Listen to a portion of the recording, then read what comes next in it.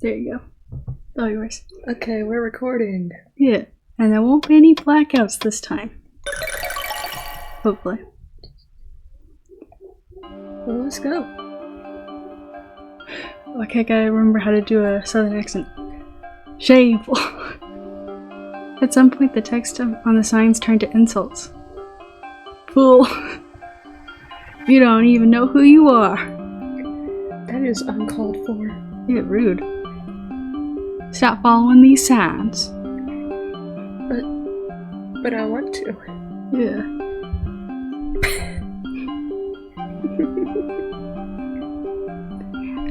How many of these will you read? All of them. Every single one. I walked and walked and walked. At the end of the final sign in the chain, I reached a clearing in the forest where I spotted the white rabbit talking with a limb. She appeared a little frightened, or perhaps more concerned. Your Majesty's left arm, please. I blinked, then I blinked again. Rubbing my eyes, I saw the same image. Well, there it is. The white rabbit seemed just about to prostrate herself to a living, moving the arm. The arm, despite being an arm, had taken the higher position. Imagine being such a pushover that a body part is higher on the hierarchy than you. Yeah. Oh, poor rabbit. The ground here is dirty. You needn't crawl here. Shall I take you back to the palace? Or would you prefer to go to the garden or the coal room? In fact, do you happen to know where Her Majesty is? The arm smacked the white rabbit. She frowned, brows furrowed. Although I silently observed, the arm noticed me and began to crawl over, one handful of grass at a time. That's not terrifying. It moved like a snake, like a worm, like a piece of flesh and bone that shouldn't have been able to move. Its writhing struggle sent a shiver up my spine. The white rabbit looked scared. I didn't know if I should pick it up or kick it away. I did neither, and it reached my feet. The arm proceeded to climb up my leg, up my cloak, cleaning like some sort of dirty parasite, making its slow way up until I pushed past my building disgust to hold it in my hand instead. The flesh felt cold in my palm. I sensed no heartbeat at the wrist. Well... Alice, Her Majesty's arm seems to have taken a liking to you. If you find Her Majesty, please return the limb to her and tell her that her rabbit did her best. I pray she hasn't met any trouble. A limb coming off isn't an everyday occurrence. She made quite the understatement. Yes, of course. How did you know it was the Red Queen's arm? It's red. Yeah, it's wearing a red dress. The rabbit took on a happy, excited expression. I would recognize Her Majesty's limbs anywhere. Do you admire her very much? Yes, of course, I respect Her Majesty very much. She united Wonderland into this kingdom and kept peace with a watchful gaze on the criminal populace. She is a decisive ruler and holds an agreeable worldview. This should be her divine right to rule Wonderland. So you're a zealot. I've heard a cat call her mad. A dangerous expression flashed through the white rabbit's eyes for barely a second. So basically, the white rabbit is Yandere for the queen. Seems like it. Her smile quickly became a frown. The Shajar cat is a known problem element here. Her expression became increasingly stressed. If Her Majesty is mad, then such madness is in essence brilliance. Although I may not always be fated to be a favored courtier, to be an aid to her is my greatest honor. I cannot be a white rabbit without Her Majesty. Her smile returned. Yes, that should be how I view Her Majesty. I gave the rabbit's impromptu speech a short round of applause, balancing the detached arm in the crook of my elbow.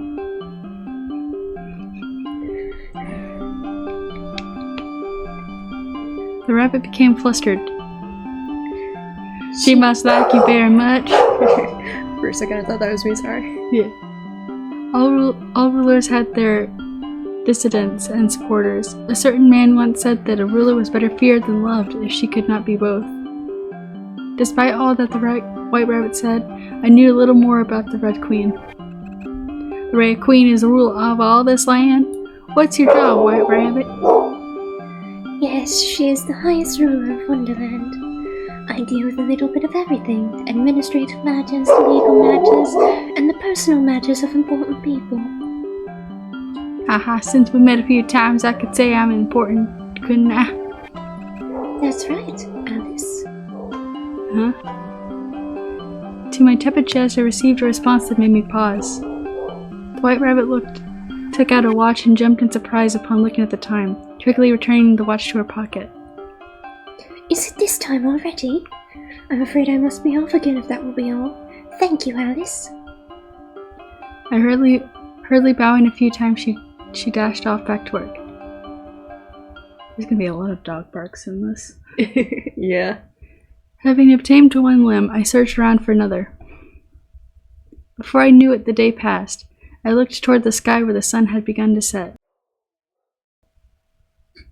Letting out a yawn, I realized I needed a place to sleep for the night. I thought back to the parties who had helped me on my adventure to gather the Red Queen's dismembered parts.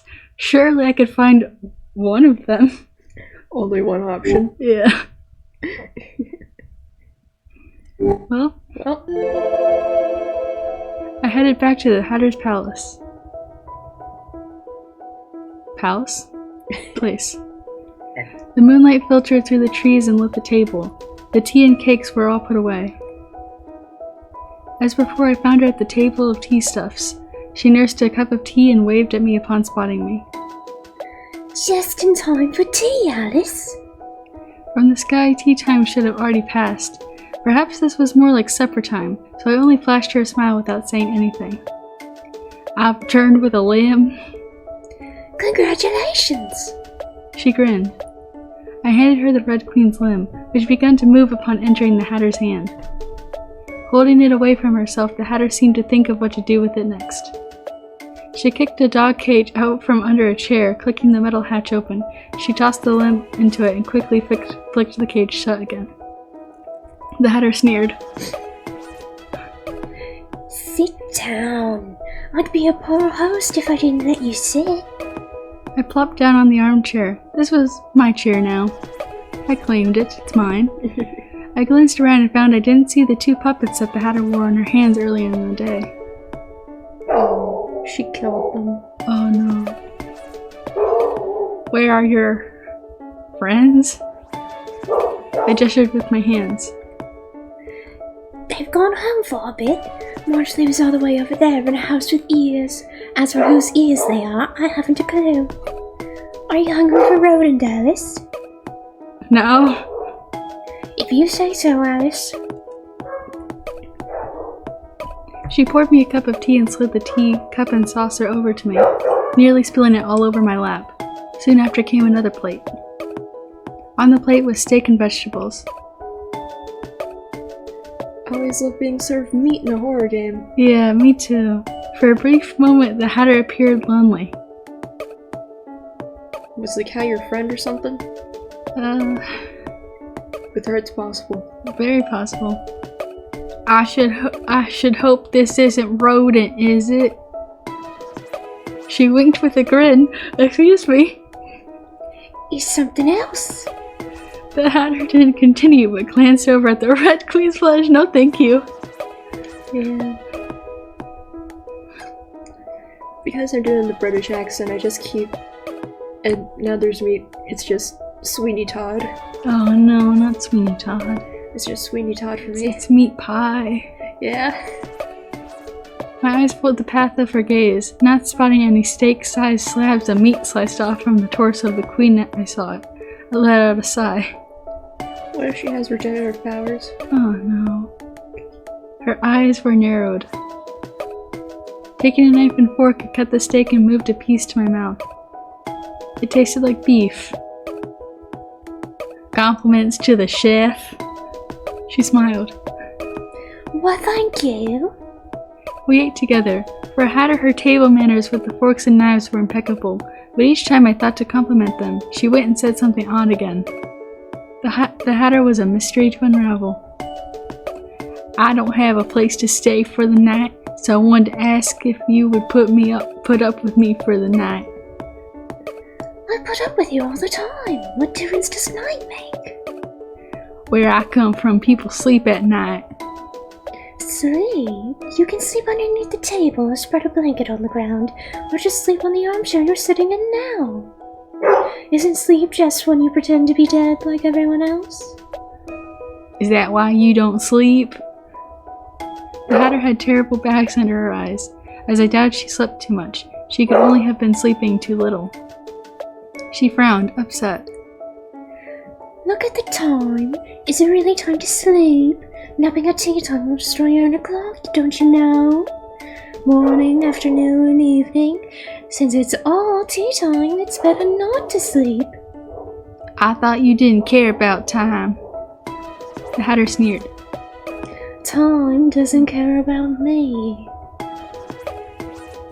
Are you perhaps afraid of sleeping? She gave me a somber smile. What do you think, Alice? She poured herself a drink from a bottle in the teacup. Hell yeah, getting drunk. Oh yeah. I turned to look at the bottle, which was in no way for tea. I couldn't read the jumbled words scrawled across the label, so I couldn't help but ask. Alice, you're telling me you're looking at this bitch and going, yeah, that's not an alcoholic? Is that actually alcohol? Tea. Isn't it alcohol? Tea. She drank her tea and I did mine. The conversation turned to silence. I shouldn't have pushed and upset my dear host. I wanted to pet her head and apologize, for she could drink or sleep as she wanted. As I reached out, the hatter recoiled. There was a frown on her face.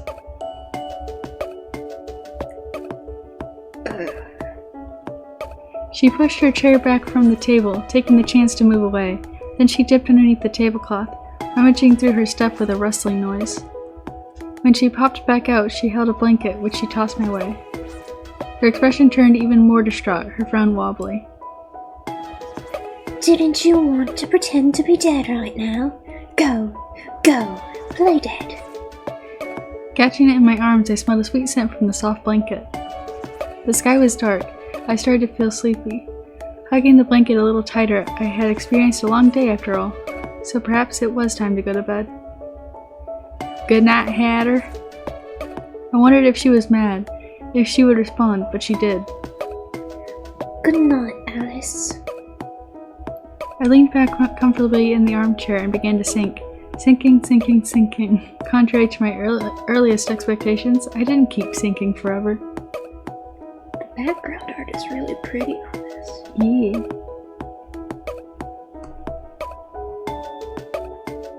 Oh, yeah. No, not that one. I did it before. Oh, head text box. Yeah. There it is. Ooh. It's even prettier now. Wow. The moment I looked up at the sky, I found I couldn't fall asleep anymore. It's just too pretty. Yeah. I didn't recognize the stars, the constellations that adorned the dark heavens. Tracing their infinite sparkles, I wondered who they stood for. Me, myself, and I. Yes. That they're stars they can't stand. I wanted to understand what was hidden past those mismatched eyes of the Hatter. Alcoholism. Yes. While counting the stars, I eventually fell asleep.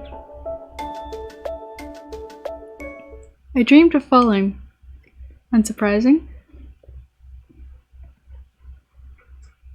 Hello? The next day and the day after, I continued my search for the Red Queen's parts. Once again, I was walking down the forest path. Remembering that the Cheshire Cat mentioned the White Queen, I decided to give the Queen a second visit. I thought that I could easily replicate the route to her garden, having only recently been there. However, the more I walked, the more apparent it became that I was lost. I passed that tree to the right a handful of times already. I was going in circles, getting nowhere closer to that beautiful garden and its equally pretty owner. I let out a sigh and chose a bush at random to walk through instead of following the path. My cloak saved me from being scratched by the leaves and branches of the bushes. I came out on the other side of a particularly tall tree in a large bird cage. Hello. I spotted the White Queen inside the birdcage. Behind her was a... Oh, I got confused there. A limb, a leg. A limb, a leg, a dun dun dun. A limb, a leg. She sat with a distressed expression as she looked up at my limbing figure. Hello? We meet again, Alice. I hadn't expected that I'd be trapped here again. I'm a little embarrassed that you're seeing me like this. Whoops. I contemplated just asking for the leg and leaving. No, that would be a terribly foul thing to do, especially to a pretty person like her. Although in a way, it almost seemed like a good idea to leave a pretty bird locked up in a cage all for oneself. Hello? Okay, so Alice is a yandere. Yeah, seems like it. Surprise, they're all yanderes. I think the Shajara cat would just not give a shit, you know? Yeah. Well, you can't date the Shire cat. Oh. So torn limbs. Torn limbs are a-okay for this game. Dating girls with animal ears, that crosses the line. Yeah. No girls with animal ears, but we could collect body parts. Yeah.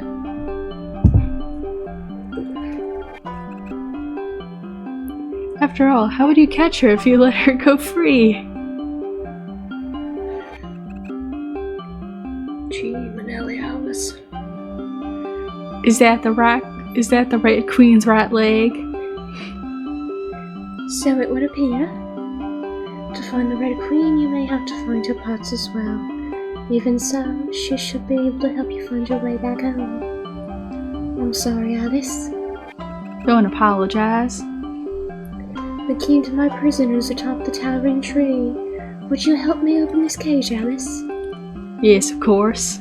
I kind of expected her to just go no. No, of course not. Why would I do that? Agreeing to the request, I walked over to the tall tree that the White Queen gestured toward. How tall it was, I couldn't say. If I angled my head and squinted, I could see the glimmering of a silver key at the high branch above.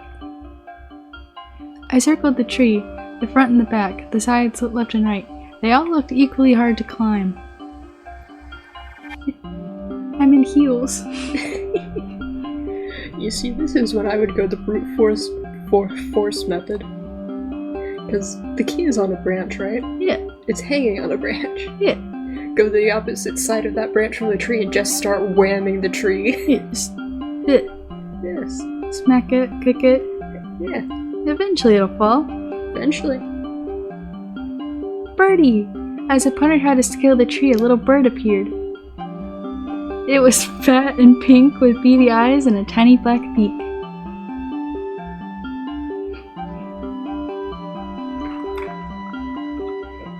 It is very bad. Chirp chirp! With all the talking animals and not quite animals in Wonderland, I had an inkling that this one might speak as well. Perhaps it spoke French, like a French bird. Oui, oui. Oui, oui, ho, ho, baguette, bonjour. Je m'appelle Mademoiselle. Enchanté, je m'appelle Bird. Bonjour. Bonjour. Bonjour! Unfortunately, I knew little French. My practice had grown rusty, so much that the tutors would be ashamed. But I had tried to pull at least one more phrase. How do I say this in a southern accent? Oh yes, my shit!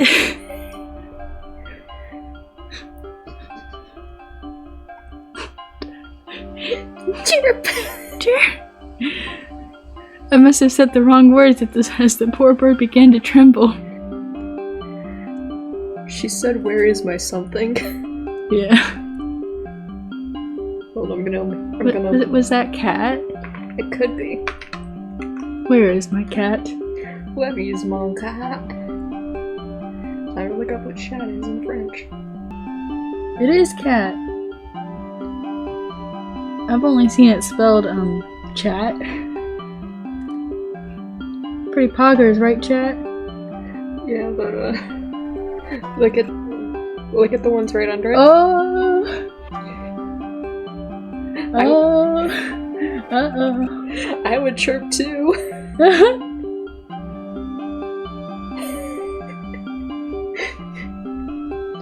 Interesting. I have a good idea of what it means to have.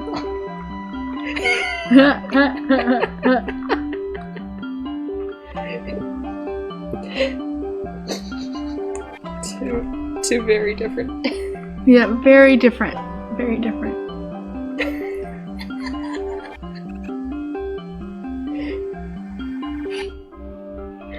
I think that's why it's normally, when I see it spelled, it's normally chat. Not with the T and E at the end. Yeah. Well, that was the feminine version of cat, so I imagine it's typically the masculine version so they can avoid that. Yep. No. I recommend anyone viewing this looks it up for themselves. Oh yeah, I'm not putting images of that on the video. And I think it's just more funny to be silent about it. Yep. Parlez-vous anglais? Am I doing very bad French with a southern accent? Well, yeah. Parlez-vous anglais? Parlez-vous anglais? Yeah, basically asking her for, yo, do you speak English? Formal. She's showing immense respect to this bird. I would respect this bird too. Yes, yes, chirp chirp. Cats, no cats, please. What are you doing? What are you doing? Chirp chirp. I love how the only reason it spoke French to her was because she spoke French first. Yeah. I'm trying to get that key up there. What are you doing, little bird? Chirp.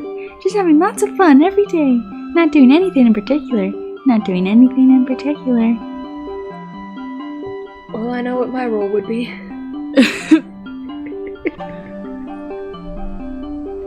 Now that the Red Queen, Her Majesty, is missing, Wonderland is so much more wonderful. We can play and frolic as we want. Chirp chirp. So basically the Red Queen's just their boss, and now that she's gone, no one's enforcing their rules. Yeah. Just White Rabbit. Auntie Bird got in trouble for breaking Her Majesty's laws, and now there's no more Auntie Bird. Chirp chirp. I was so sad, so sad. Too bad, too bad. Too bad, so sad. Her Majesty was so scary, so scary. You won't tell me, right, Chirp? Chirp chirp. You look like a nice person, Chirp. Much nicer than her. Much nicer than her. This bird and Alice must be relatives with how much they both enjoy repeating themselves. Indeed. Oh, I see. I'll help you with the key, Chirp. Puffing out its little chest, the bird flapped its wings and took off upward into the sky. It flew and flew and flew, but soon enough became tired. Now reaching the key on the tree, the bird faltered and fluttered back down.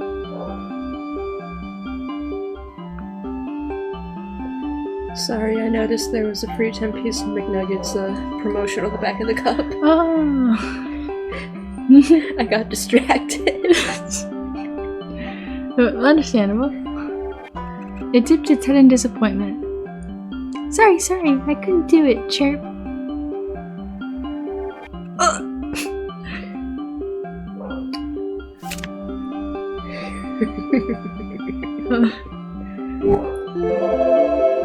The more it chirped, the worse its voice grated in my ears. I picked up the bird in my hand, thinking I should shut it up. You shouldn't offer things you can't accomplish. Chirp. Without thinking, I squeezed the bird in my hand. Jeez. Oh no. It's just a squish toy. No. Alice got a new Oh. Alice got a new fidget toy. Oh no.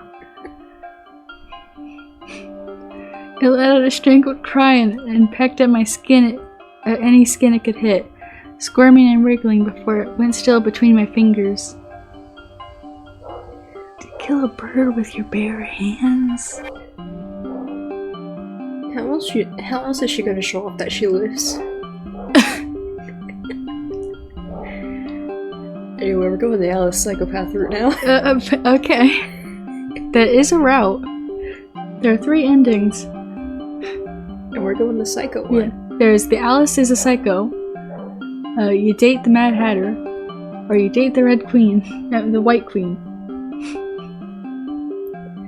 You know what? I'm criminally insane. Okay. Alright. Now my palm was dirty. Dripping with bird. I mean, it is Halloween. You gotta admit that the psycho option is the most fitting option. Yep, it is. I shook my hand as if that would help get rid of some of the filth and wiped the rest off with a handkerchief that I surely had to throw away. Just imagine her going like... Bird, ugh. Oh, just walking back over. You're gonna have to die in there. After the failed first attempt at the key, I returned to the White Queen's side. She looked fitting in the cage, pretty, like a flower preserved forever in glass. Again, I thought she was beautiful. Really, she was beautiful. Only she could stay beautiful forever. If only she could stay beautiful forever, locked up in that cage. What? That's true, Alice. We're talking to ourselves now. Oh, boy. Even so, I couldn't let her stay trapped, not to mention the Red Queen's leg. I wasn't able to find a way up. Do you have any ideas for what I should do, White Queen? Over there are some mushrooms. If you eat the ones to the left, you will grow. If you eat the ones to the right, you will shrink. I think they will be helpful. Magic mushrooms. Hell yeah, cocaine! Oh yeah, mushrooms. I was on some earlier with the hatter. I was hesitant to eat mushrooms picked from unknown wilderness, but I felt that I could trust the White Queen. Why, I didn't know. Haha, well, this is Wonderland, isn't it? I'd forgotten something important. The feeling of forgetting tingled in the back of my mind whenever I saw the White Queen. Finding the mushroom she pointed out, I faced a choice. There was a little yellow one with black spots in a stem, and a large purple one with white spots in a stem. So save? Here.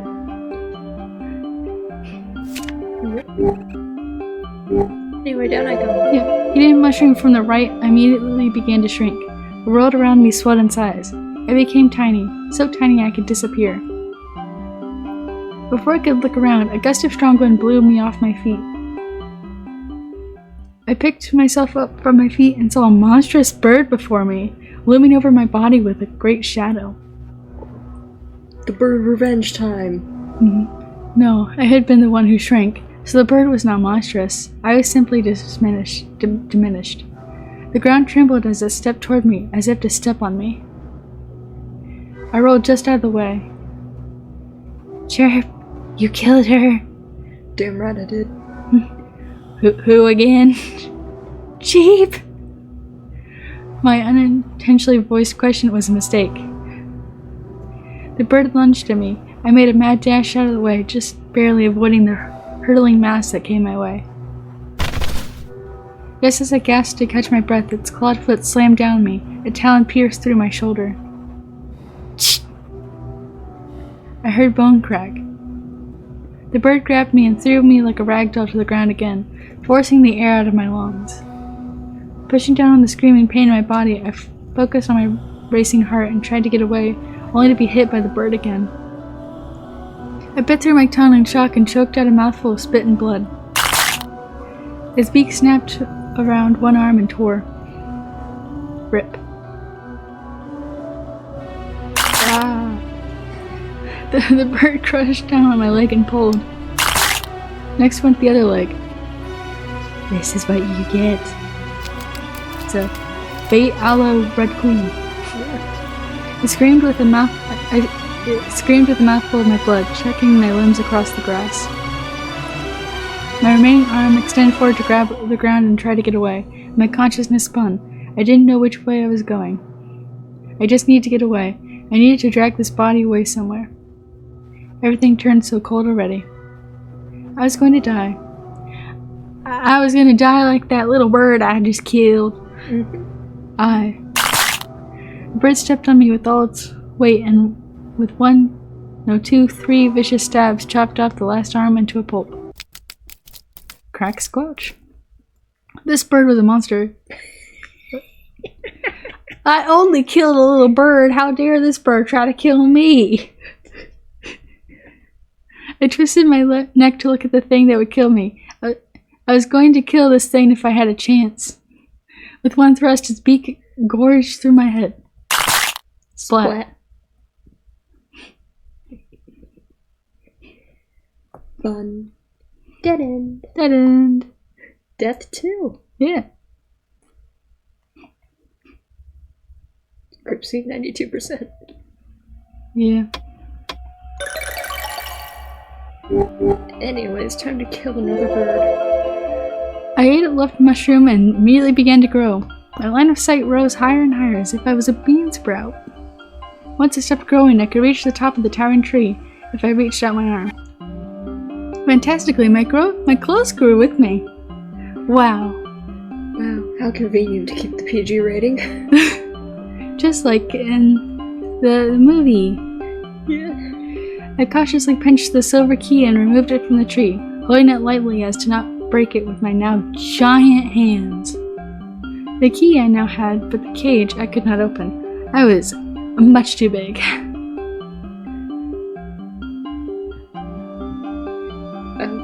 The magic will wear off. In the meanwhile, would you accompany me to chat, Alice? That may be for the best. I would have to wait till I reverted back to my original size to open the door. Is the invitation for tea sometimes still open? Yes, always. Then I shall ask about what sorts of foods and tea you would like to drink to see what I might expect. What's your favorite tea? White tea. I'm not surprised. Do you prefer black tea still? How did you know that? We chatted for a while about tea, and at some point the conversation turned to flowers. Perhaps it was that she felt ambivalently. She liked floral teas. Yeah. It's one of those words I know how to pronounce in my head, but I can't get it out. She sure does like floral teas. You are welcome to visit the garden any time. I couldn't find the way to the garden today. Duh, because she's trapped. Perhaps getting lost had been for the better as I found her in the end. Yes, that happens when I'm not there, but Wonderland should lead you my way if you think of me. At least, for you, Alice. Oh, for me? I'm special. I have nowhere to be but the garden. She paused, looking at something in the distance that I could not see. Would you believe me if I told you I can see the future? I'll accept it.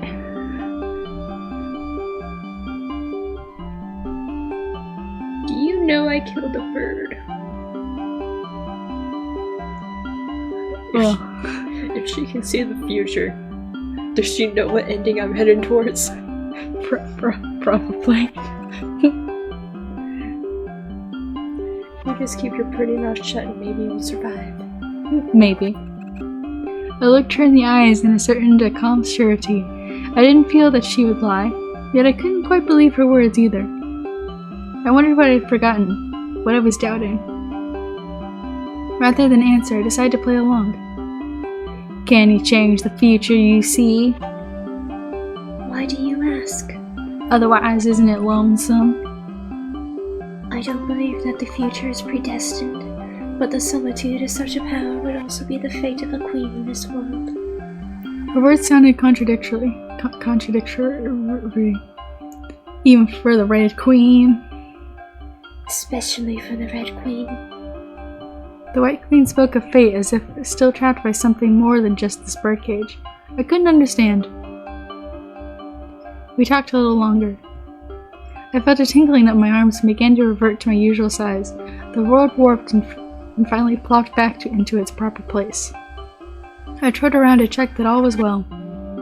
Identifying no issues, I picked up the key that I dropped on the ground at some point and inserted it into the lock of the White Queen's birdcage. I don't even know where the door is. I don't think there is one. You know, we could have just given her a tiny mushroom. That would have been easier. Yeah, because look at the gaps between these bars, my dude. Yeah. We can easily fit an arm through there and pull the leg out. Yeah.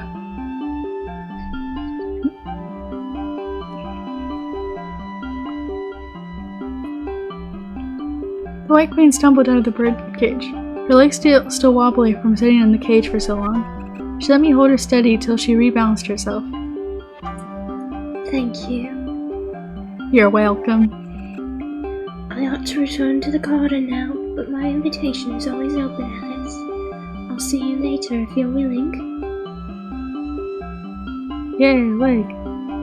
She handed me the Red Queen's leg. She was dressed in a black tight, the shoe red and tied to the ankle with ribbon. That's a cute shoe. It is. Freed from the birdcage, the White Queen departed to return to her garden.